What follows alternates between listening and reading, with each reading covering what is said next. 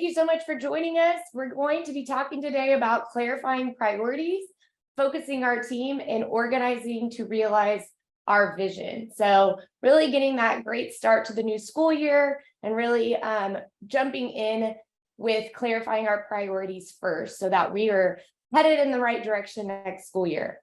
I am your host, Allison Duran, today, and I will be sharing the information with you, but I do have some colleagues with me today, and they will be working the chat. So if you have any questions, please use that Q&A feature, and they will be answering your questions as we move along, or we'll hold your questions to the end, and we'll have a Q&A at the end as well. So you'll have two opportunities for that. So let's go ahead and get started. We will be, let's look at our agenda. Our agenda today, we're going to first talk about why we should have our leadership priorities laid out, and then really how do we clarify those? What is the process for making sure we are focused on the right things and organizing our team around that? And we call this the school edit because there's a lot of things that we're going to have, and there's going to be a lot of things that are going to kind of be thrown around. There's a lot of things that might be happening on your campus, and you're really going to want to edit that back. So kind of a take on the home edit where we're organizing and we're going to have to kind of compartmentalize things.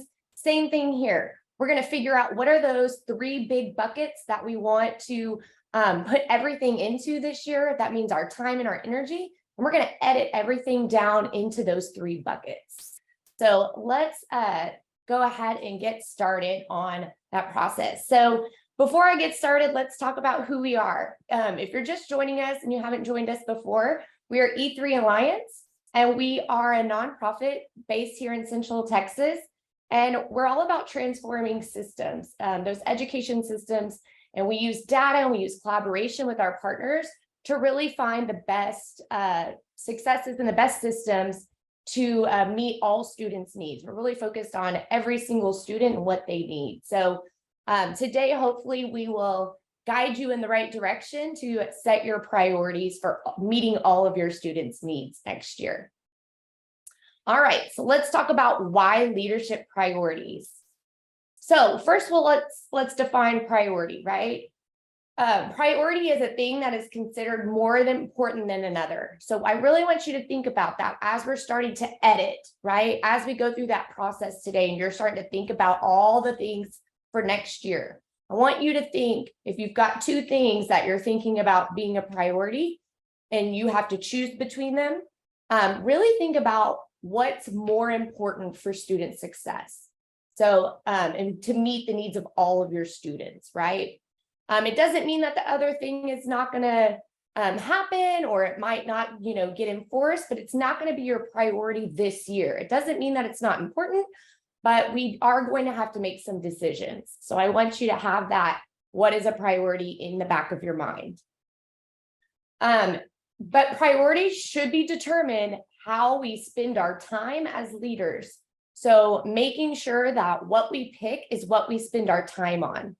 And it really does deserve that most attention, right? And that best effort, because whatever we pick for our priorities, we're going to pour a lot of time and effort into these three things, right? Into these three big buckets that we edit things down into. So making sure that our priorities are what we want to spend our time on. All right, I'm going to give you a second to read the quote on the screen. That's really going to be centering our work today.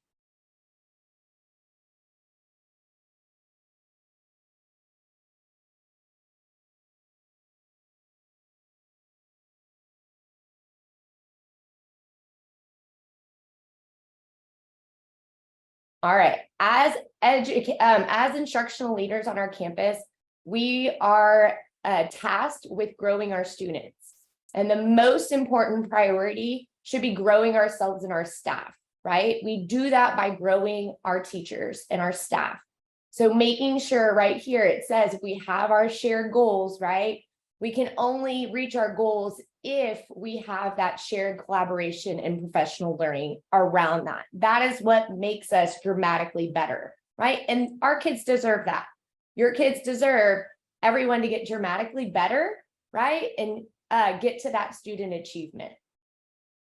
So we talk about one of the, like I just said, one of the best ways, effective ways to increase that and make that impact is getting teachers to get better at what they do, right? So that professional learning, that ongoing support in professional learning. We can help teachers get better at what they do by keeping them from being overwhelmed, right? Teachers get overwhelmed and there's too many things that get thrown at them.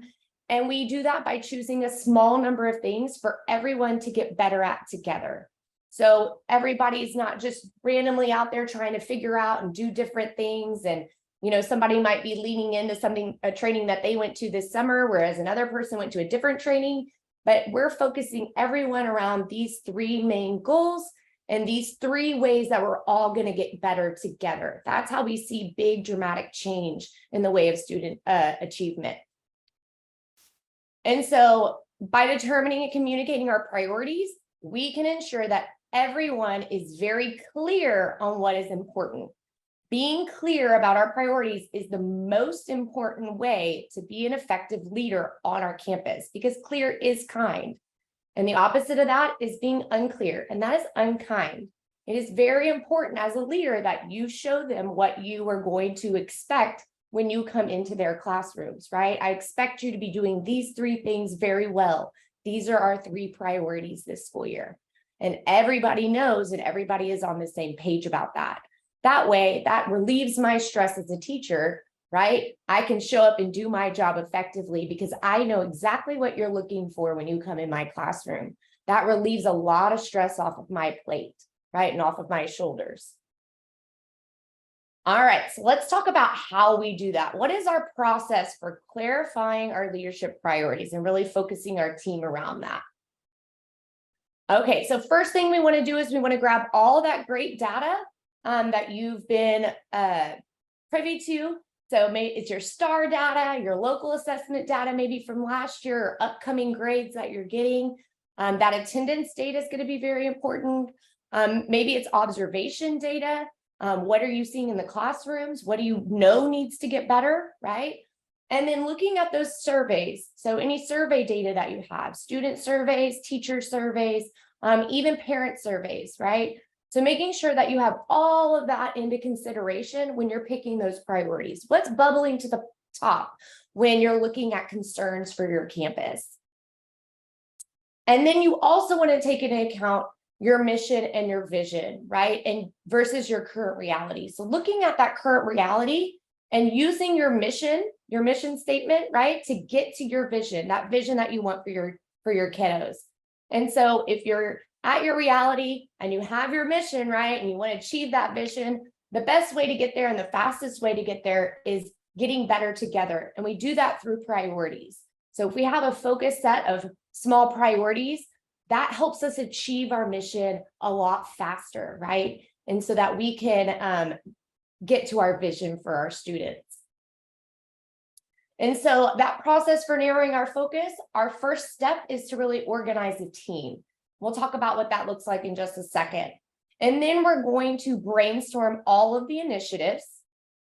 And then we'll narrow that down, right? That's that school edit. We're going to edit things down and narrow it down. And then we're going to really clarify what that means, right? What do those, once we get our 3 things or 3 to 5 things, what do those 3 to 5 things mean? And we're going to clarify those so that everybody's on the same page, and we're going to set goals around them. All right, so let's talk about that first step, organizing a team.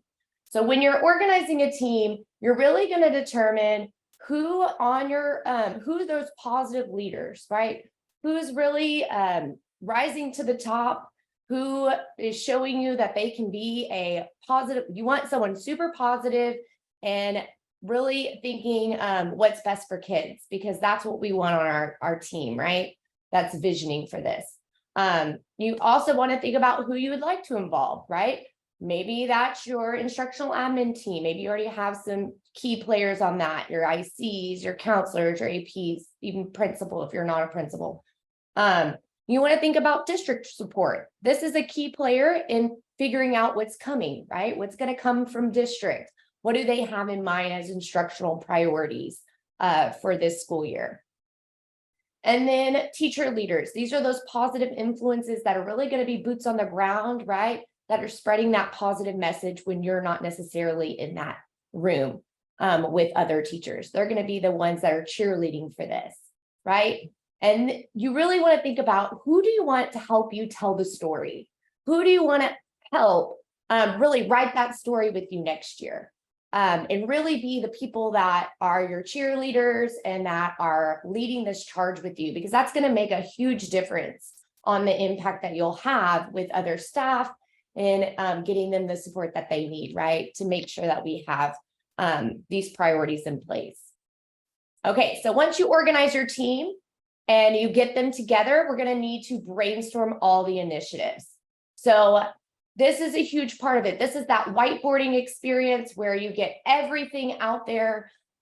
You talk about past initiatives, current initiatives, that the district person can help you figure out what you're bringing in from this coming school year, and make sure it's everything, right? Make sure it could be legacy practices that people are holding on to. It could be new practices, that trainings that are just happening, everything that you've trained on in the last couple of years, as small as greeting your students at the door to maybe it's a writing strategy that is going on in your reading and writing classes. So make sure that everything gets on the board, even if it's content specific. You'll want to make sure that everything is there, and so that you have an eye on everything. And then you're going to want to narrow that focus. So really taking that top 3 to 5 priorities that you brainstorm. And I really want you to think about, could it be, if you're going with 5, think about that time, right? The time that it takes on your calendar to ensure that that's happening, and the support that that's going to look like. And we're going to get to that in just a second. But really thinking, narrowing it down to 3 priorities. Because what we know, and what Brene Brown tells us, is that if we have more than 3 priorities, then we have no priorities. I don't want to make that stick, because if you try to focus on too many things, nothing will get done well. So the thing is let's pick the 3 most impactful things this school year. And then when we get really good at those, maybe we can add on those extra couple of things that we can do maybe next year, right? So it's not that they're not important, and you'll be wanting to add maybe a grant to your 3 to 5 list, but think about, it needs to happen in every classroom, right? If it's a priority, it's going to happen in every classroom on my campus. And also, I'm going to spend a lot of time supporting this. So we're going to have professional learning throughout the year. We're going to have collaboration meetings surrounding this. So that should help you kind of narrow that focus. And even further, I want you to think about this graph if you're having even a harder time. So if we look at this graph, this will help us determine our priorities. So if you get down to like 10 or 5, this will help you kind of narrow it down. So we have student impact along that x-axis. And now I want you to start there. So you'll plot these, and this will help you plot them. But student impact, everything that lives on that right side of the graph is going to have high impact for student achievement, right? That impact that says, hey, this is what needs to happen for kids, right? And then this is where those priorities will live, right? So anything that happens on that left doesn't mean that it doesn't need to get done, or that it's not going to be on a supporting document somewhere, or maybe in the employee handbook. It's just not a focus, right? It's just not a priority. And then let's look at that y-axis, capacity. This is huge, right? The capacity, what can you take on? And we want to make sure that capacity, let's be clear about this. Capacity is yourself, your leaders on your campus, and your teachers. So you kind of want to take all of that into account when you're talking about capacity. So we've got heavy lift. This is going to be really hard to do, right? This is going to involve a lot of people, a lot of moving parts. That's a heavy lift. Then there's the light lift. Oh, we could create a document today and get this done ASAP, right? Like, this is going to take no time at all. So think about that. We kind of want to live a little bit towards the bottom. Those heavy lifts, those are going to be things that maybe we want to do in the future, but we need to put some planning in place before that happens, right? So maybe it's not like, hey, let's pull the trigger in August, but let's set ourselves up by building some documents this year for next August.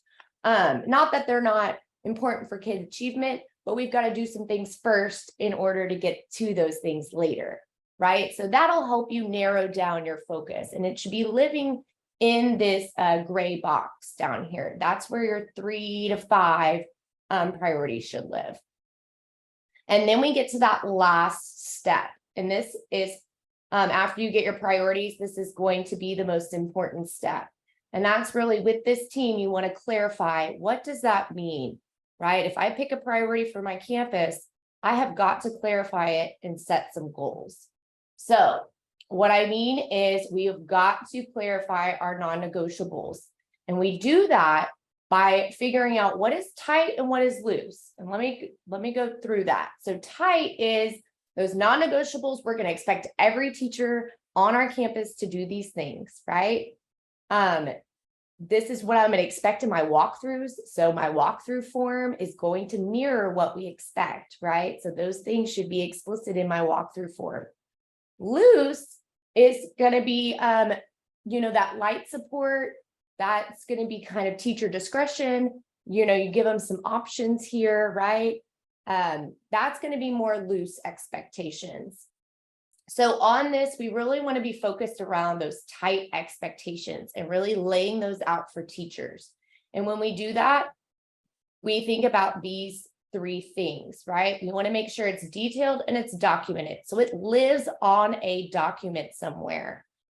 We're creating that document to make sure that it's very clear, right? We want to be very clear about our priorities. So that document tells us who is involved, what is exactly the process or the steps defined out, and we're listing those out for teachers, exactly what we expect. So if we're picking a instructional strategy, I'm laying out exactly how I want that instructional strategy to run in their classroom, right? If I want student talking to happen in their classroom, what does that look like, right? How do I walk through that in my classroom if I'm a first-year teacher and I don't know how to do that with my students, right? So being very clear on the step-by-step process.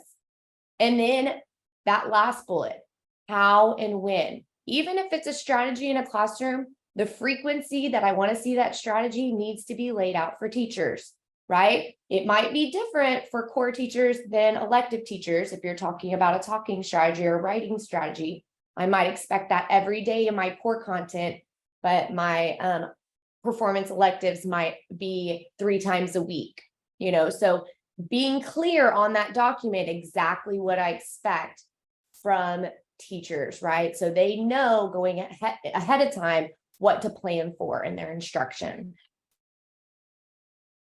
All right, so looking at the parts of a leadership system, this is what we're going to surround that support on, right? I just talked about that written document, that detailed document. This is that shared point of reference for everyone to go to. It really keeps us on that same page when we're not in the same room. That's what that's going to do to focus your team, right? And organize them around. So really getting them all on the same page. So this will help your instructional coaches say, oh, remember what our document said when they're coaching teachers, right? Or if an AP is going into a classroom and they're having a coaching conversation with a teacher, they can be like, oh, in our document, it says that we're going to do this, and this is how we're going to do it. So it really keeps everyone on the same page, and the expectations are very clear, which is going to lower that stress and anxiety for everyone. And then it's communicated. Those expectations are clearly communicated by the principal, right? Or if it's an AP that's in charge of that, whoever needs to be in charge of that needs to clearly communicate those expectations. Exactly what do we expect from teachers or staff, right? And then we repeat that. We don't just tell them once. We keep going over and over, and we keep referring back to that document. And we're very consistent. That consistency is key. If one person says, oh, no problem, you can do it like you want to, that'll work. That is where we're going to see, oh, well, they get to do what they want. And you're going to see the wheels fall off a little bit, right? So I want you to be clear in your communication. Really that's why you're meeting and you're laying those out ahead of time, those tight non-negotiables. And then we're going to make sure that we support that with professional learning. So really explicit learning that happens around that document. So making sure that you're using that document as an anchor of support during that learning, and that it very much aligns to that. And other system components should align to it as well, right? So if it is a talking strategy in your classroom, I should see that talking strategy somewhere on a walkthrough form as a teacher when I'm getting feedback. So just making sure that all of your systems are aligned. And that's going to go into that last supported one, right? So when your systems are aligned, everybody is going to be giving that same support, right? And the best way for leaders to provide support is really being involved in the work. So they're involved in the learning, right? They're not using the learning as a day to go get some referrals done in their office. No, they're participating in the learning. That is going to send a huge message that these are our shared priorities, right? We are all in this together. And then they're going to be actively coaching, right? Actively coaching towards those priorities. Every conversation in collaboration meetings are going to be surrounded by those priorities, and they're always pointing to those priorities. And every coaching conversation that we're having with teachers are going to be around those priorities as well. And then we're going to talk about setting goals. So when we have that end of year goal, right, we set that end of year goal. So I've been talking a lot about a talking strategy. So let's say that we're implementing a talking strategy in our classroom. Maybe it's think, pair, share, right? So we set a goal at the end of the year. In walkthroughs, I want 60% of the time in walkthroughs, I want to see a think, pair, share, right? So that's that end goal by the end of the year. Then we break it down into fall and spring, right? And we really get those separate measures, right? When we're going to really check in on that goal. And we set those 4 checkpoints for everyone, right? Like, and really this is for that leadership team to really check in on those goals. But we're not going to wait, right, for just those goals. We're going to be checking on that every time we meet as a leadership team. So I want you to think about your leadership meeting agenda. It should be aligned to your priorities, right? So making sure that those 3 priorities are set on that running leadership meeting agenda. And then between that is that ongoing support, right? That ongoing feedback cycles to teachers. And you're bringing that to that leadership meeting, right? So I did 10 walkthroughs today, or I did 10 walkthroughs last week, and this is what I saw. And here's what the data is showing me when I, pulled the data on our priorities. So really talking about those priorities every week and really getting that ongoing support. That last arrow is super important. Support is not just, oh, I trained them once in fall, they should get it. No, it is going back over and over that information until they know that it's not going away, right? That it's going to stick and that we're going to be in this together and that we're going to get better together at these 3 priorities. So really going over and over on the data and the support and the feedback so that you're all getting stronger together as a professional learning community. And I want to kind of spend some time just showing an example of a calendar centered around priorities, because this is one way that really you can organize your team and really focusing in on your priorities. So you'll see here that we have our priorities listed on the left side. So we've got positive staff and student culture. We've got tier 1, effective tier 1 instruction and that collaboration for that, and then campus expectations. And so now you can see on our calendar over here, we have collaboration meetings that are scheduled. So really setting aside time where leaders are involved in those collaboration meetings, right? And then we have after school meetings that are designated for positive staff and school culture task forces. And we have CLT meetings, which is that campus leadership team really meeting about that data, right? The team that's putting the priorities together. And then we have the campus expectation meetings, right? So we're going over campus expectations during those meetings. And this is where a lot of the learning is taking place, that's whole group. So going back to those detailed documents that we have surrounding a positive staff and school culture and surrounding our tier 1 instruction commitments. and surrounding those campus expectations. That's where that would happen in those meetings after school, and also in those PLC meetings. And then we have collaboration walks to really get together as a leadership team and do walks to inspect what we're expecting, right? The only way that something's going to happen is if we get into those classrooms and we actually see what's going on and ensure that is happening. So that is part of this calendar, is that they're doing walks together so they can calibrate, right? And say, okay, what did you see when you walked in? Okay, let's make sure that we're giving the same feedback, right? That we're all on the same page on how we give feedback. And the last thing that I want to point you to is those admin meetings. Those admin meetings are weekly here. Yours might run a little differently, but really being able to intentionally check in on those priorities. How did those collaboration meetings go? What's coming up in faculty meeting that we need to cover, right? What's the learning that needs to take place based on what we're seeing? So really being proactive rather than reactive in those. So that is a great way to make sure that you're keeping in line with your priorities and going over the data and seeing what needs to come up next as support. All right, so that was all that we were going to share today, but we do have another part 2 of this webinar that's coming up, and Lori's going to be putting that link in the chat if you would like to register for that today. There's 2 times for that. They're going to be the same thing both times. But also I want to remind you that part 1 will be recorded and sent out to you. So if you have someone that you would like to see this content that didn't get to join today, that link will be sent out, and you're more than welcome to share that with any colleague. And then please join us for part 2. We're going to get really down into how this looks, how that support piece looks throughout the year. And what does it look at the beginning of the year, and how do I support along the way? So we're really going to get into the nitty-gritty of that in that part 2 section. But if you would like, this is something that we do with campuses in the summer. If you would like us to come and facilitate this with your team on narrowing down those to get those 3 to 5 priorities, please reach out to our school partnership specialist, Marco Pizzana, and he will set something up. And or if you would like to learn more about what E3 does, you can reach out to him. That QR code will send you to his calendar, and you can request a time to chat with him.